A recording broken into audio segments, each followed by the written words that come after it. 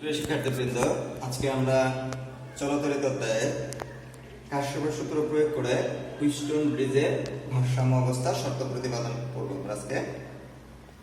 তাহলে দেখো যে হুইটস্টোন ব্রিজ কাকে বলে। এই চিত্রানুযায়ী চারটা রোধকে পি কিউ আর এস, এই চারটা রোধকে শ্রেণীতে সংযোগ দিয়ে এতে যে কোনো দুই বিপরীত সংযোগ বিন্দু, অর্থাৎ এই বিপরীত সংযোগ বিন্দুতে একটি ব্যাটারি, অপর দুই বিপরীত সংযোগ বিন্দুতে একটি গ্যালভানোমিটার যুক্ত করলে যে ব্যবস্থা হয় সেই ব্যবস্থাটাকে বলা হয় হুইটস্টোন ব্রিজ। কি বলছে, চিত্রানুযায়ী চারটি রোধকে শ্রেণীতে সংযোগ দিয়ে এদের যে কোনো দুই বিপরীত সংযোগ বিন্দুতে একটি ব্যাটারি, অপর দুই বিপরীত সংযোগ বিন্দুতে একটি গ্যালভানোমিটার যুক্ত করলে যে ব্যবস্থা হয় সেই ব্যবস্থাটাকে বলা হয় হুইটস্টোন ব্রিজ। এখন আমরা এই হুইটস্টোন ব্রিজ নাম দিলাম কি, এ বি সি ডি হলো আমাদের হুইটস্টোন ব্রিজ। তাহলে এখানে আমাদের ব্যাটারির মূল প্রবাহ কত আমাদের আই। তাহলে আই প্রবাহটা এখানে এসে দুইটা ভাগে ভাগ হয়েছে। প্রথম রোধের ভিতর দিয়ে প্রবাহ হলো I1, আর এই রোধের ভিতর দিয়ে প্রবাহটা হলো আমাদের I4। এখানে আসার পর আবার দুইটা ভাগে ভাগ হয়েছে। তাহলে এদিক দিয়ে প্রবাহটা দিলাম আমরা I3, আর গ্যালভানোমিটার দিয়ে যে প্রবাহটা যাবে এটা দিলাম আমরা কত, IG। এই হলো আমাদের। আবার এখানে এসে দুইটা ভাগে ভাগ হয়েছে। তাহলে এদিক দিয়ে যে প্রবাহটা যাবে এটাকে ধরলাম আমরা, এটা হলো আমাদের I2, আর এটাকে ধরলাম আমরা I4 প্রবাহ। তাহলে দেখো এখান থেকে যে প্রবাহটা গেলে এখানে এসে দুইটা ভাগে ভাগ হয়েছে, এটাকে ধরলাম আমরা I1, আর এটাকে ধরলাম আমরা কত, I2। আবার এখানে এসে দুইটা ভাগ, এই একটা প্রবাহ I3, আর এদিকে হলো IG। এখানে আসার পরে এই I2 এবং IG মিলিত হয়ে I4 হয়ে আমাদের এই ডি থেকে সি বিন্দুর দিকে যাবে। ঠিক আছে, তাহলে আমরা এখন এখানে কাশ্যপের দ্বিতীয় সূত্র বসাবো এবং প্রথম সূত্র, এই সবগুলো সূত্র ব্যবহার করে আমরা এটা ভারসাম্য অবস্থার শর্ত প্রতিপাদন করব। এখন এই বৃষ্টির ডি বিন্দুতে কাশ্যপের প্রথম সূত্র প্রয়োগ করে পাই। বি বিন্দুতে কাশ্যপের বা এটাকে কির্চফের সূত্র বলা হয়। কাশ্যপের প্রথম সূত্র প্রয়োগ করে পাই। ডি বিন্দুতে কাশ্যপের প্রথম সূত্র প্রয়োগ করে পাই। কি পাই, কি বলছিলাম, যে প্রবাহগুলো মিলবে তাদের যোগফল হবে 0, অর্থাৎ এখানে ডি বিন্দুতে তিনটা প্রবাহ I1, I3 এবং IG। কি বলছিলাম, আসলে প্লাস, চলে গেলে মাইনাস, অর্থাৎ এখানে কয়টা প্রবাহ হচ্ছে মিলে তিনটা। I1 আসছে এই জন্য প্লাস, IG চলে গিয়েছে এই জন্য মাইনাস, I3 বিন্দু থেকে চলে গিয়েছে এই জন্য মাইনাস, ইকুয়াল টু 0। এটা হলো প্রথম সূত্র থেকে পাইছে 1 নম্বর সমীকরণ ধরলাম। অনুরূপভাবে ডি বিন্দুতে কাশ্যপের প্রথম সূত্র প্রয়োগ করে পাই। ডি বিন্দুতে কাশ্যপের, এটাকে কির্চফের সূত্র বলা হয়। কাশ্যপের প্রথম সূত্র প্রয়োগ করে পাই। প্রথম সূত্র প্রয়োগ করে পাই। ডি বিন্দুতে কাশ্যপের প্রথম সূত্র প্রয়োগ করে পাই। কি পাই আমরা, I2 plus IG minus I4 equal to 0। কারণ ডি বিন্দুতে I2 প্রবাহ আসছে, IG প্রবাহ আসছে, কিন্তু I4টা বের হয়ে গেছে, যেহেতু চলে গেছে এখান থেকে জন্য এটা মাইনাস 0। হলো আমরা বি এবং বি বিন্দুতে প্রথম সূত্র প্রয়োগ করে এই মানগুলো পেলাম। এখন এই দুইটা সমীকরণ আমরা একটু উপরে লিখে রাখি।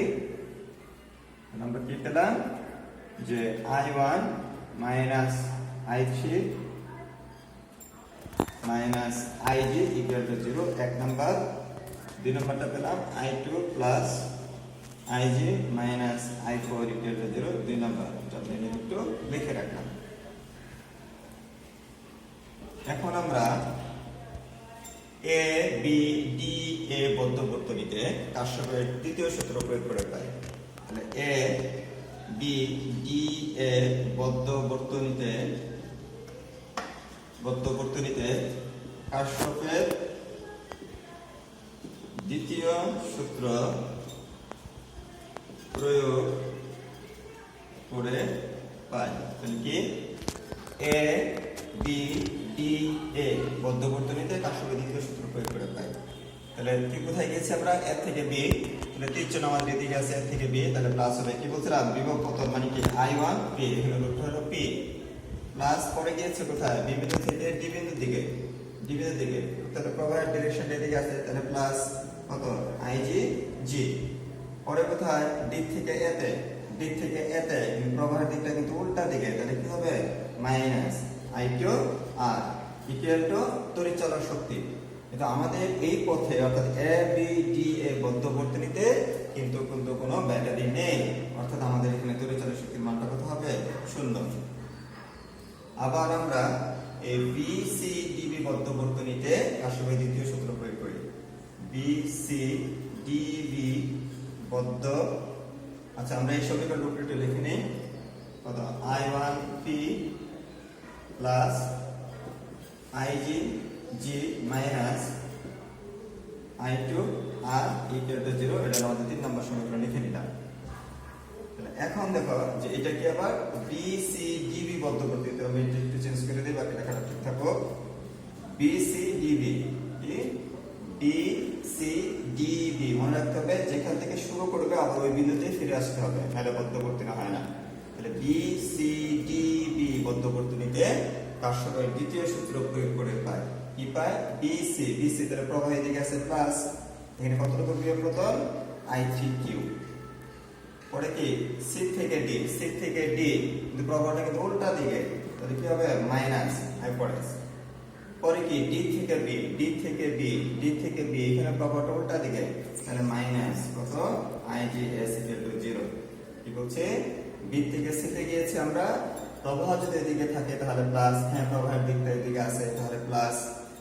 পরে গিয়েছে আমরা কি C থেকে D, তাহলে C থেকে D প্রবাহটা হলো তার উল্টা দিকে, তাহলে মাইনাস। পরে গিয়েছে আমরা D থেকে B, তাহলে D থেকে B কিন্তু প্রবাহটা উল্টা দিকে, এই জন্য হলো মাইনাস। অর্থাৎ আমাদের এখানে নিয়ম হলো BCDB মানে হলো আমরা B থেকে C তে গিয়েছি, C থেকে D তে গিয়েছে, D থেকে B তে গিয়েছে।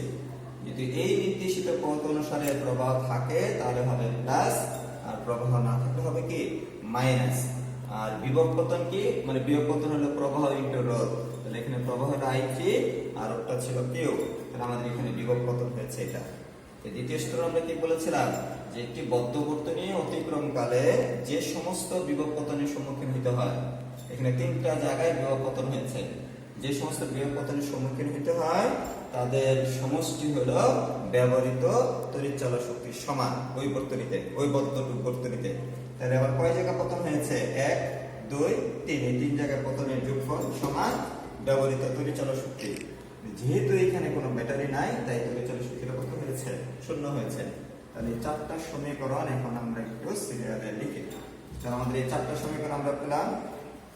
3 নম্বর সমীকরণটা আমরা একটু এদিকে নিয়ে লিখি।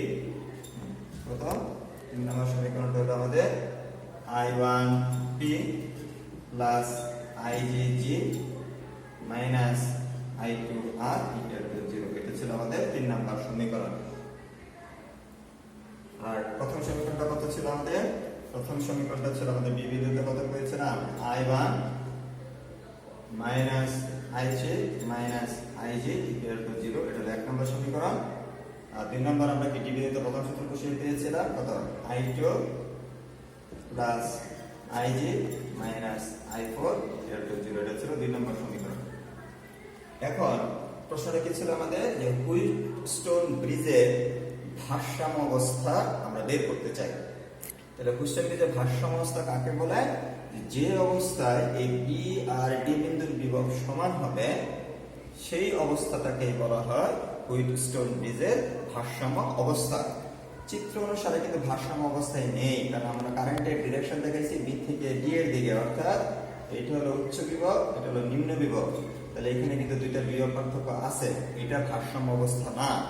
ভারসাম্য অবস্থাটাকে যে অবস্থায় এই বিন্দু আর এই বিন্দুর বিভব সমান হবে, তাহলে এই বিন্দু আর এই বিন্দুর বিভব যদি সমান হয় সেই ক্ষেত্রে কিন্তু কোনো আইজি থাকবে না, অর্থাৎ আইজি এর মান 0। অর্থাৎ আমরা বলতে পারি ভারসাম্য অবস্থায় বি আর ডি বিন্দুর বিভব সমান হবে এবং ওই অবস্থায় আইজি এর মান 0 হবে। তাহলে ভারসাম্য অবস্থা আইজি কত 0, এই মানগুলো অর্থাৎ যে আইজি এর মানটা 0 চারটা সমীকরণ আমরা বসাবো। তাহলে ভারসাম্য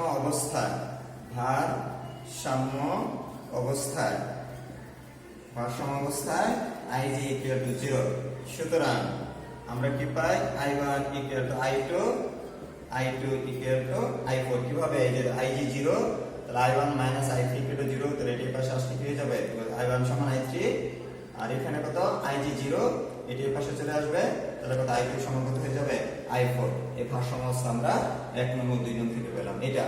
এবং আমরা কি পাচ্ছি, এই দুটো সমীকরণ থেকে কি পাচ্ছি দেখো, i1p প্লাস i1p সমান i2r, অর্থাৎ যেহেতু এটা 0, তাহলে কত হয়ে যাবে i1p সমান কত i2r, কারণ এটা এই পাশে চলে আসবে, এটা 0, তাহলে এবং i1p সমান কত i2r, বা আমরা লিখতে পারি কি i1 ভাগ i2 সমান r বাই p, এটাকে দিলাম আমরা 5 নম্বর সমীকরণ।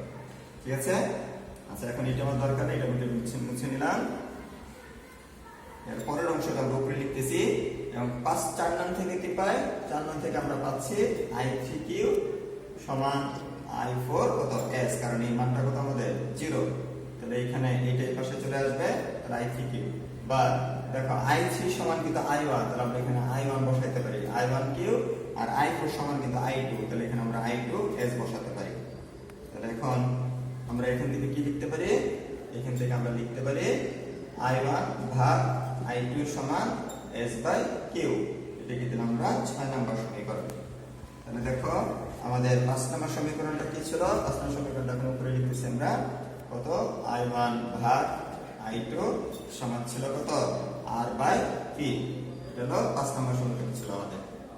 তাহলে দেখো এখন এই 5 নং এবং 6 নং সমীকরণ থেকে আমরা কি পাই, দেখো এইটা আর এটা অর্থাৎ দুটোরই কি বাম পক্ষ কিন্তু একই আছে, তাহলে আমরা 5 নং এবং 6 নং থেকে লিখতে পারি r বাই p সমান s বাই q, বা আমরা এখান থেকে লিখতে পারি p বাই q সমান কত r বাই s।